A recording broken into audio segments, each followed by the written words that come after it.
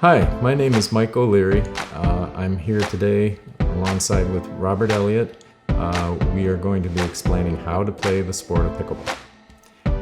Thank you for joining us today. I hope you have a great day, and remember, that's how I roll.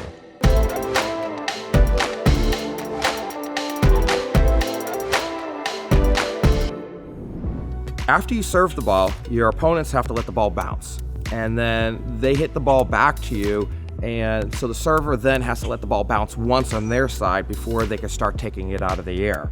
So the disadvantage is really to the server, because by the time they let the ball bounce, the receiver, their opponents are already both at the kitchen line. So now, for the server, their job is to get to the kitchen line.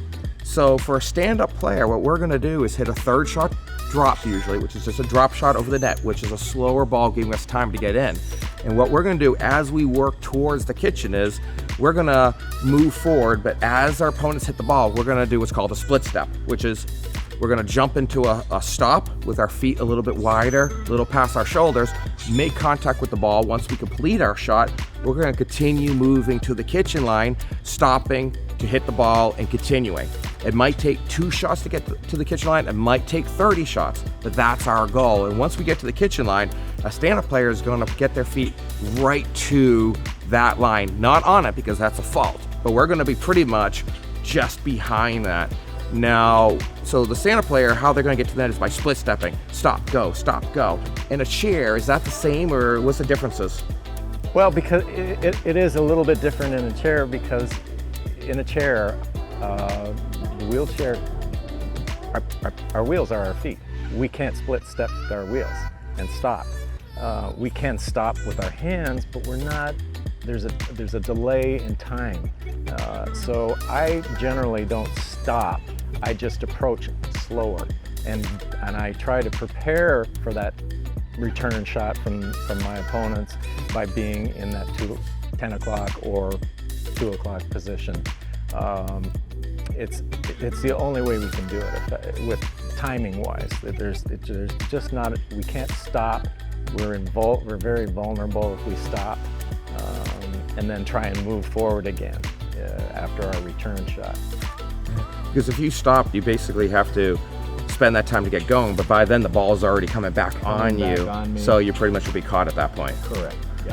So a lot of this game, we find about 80% of the game similar, whether you're standing up or in the wheelchair, but there's one of the differences is you're gonna continue, once you make the third shot drop or drive, you're gonna continue to the kitchen where stand-up players go into split step. In a wheelchair, I find it more effective to be about 10 to 12 inches behind that kitchen line. Couple of reasons. I'm allowed 2 bounces, so I have a little bit of a chance to get up to the ball if it comes in short. The second reason is it's very easy for me, if I'm 10 to 12 inches back, if somebody, my opponent, lobs the ball over my head with one pull back on my chair, I can get back and usually make contact with the ball and return it fairly well. So lobs are not a real problem because I stay back just a little bit. I also have, when I'm at the kitchen, I'm again facing at a 10 o'clock position, being a right-hander. I have better reach across for my backhand shots. I have good reach for my forehand. Also, being in a chair, it's very easy for me to block down low, shots that come down low at my feet.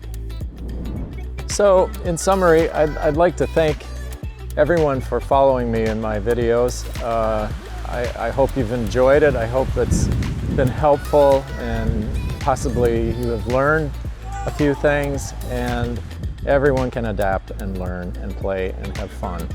And just want to thank you all again, and remember that this is how I roll.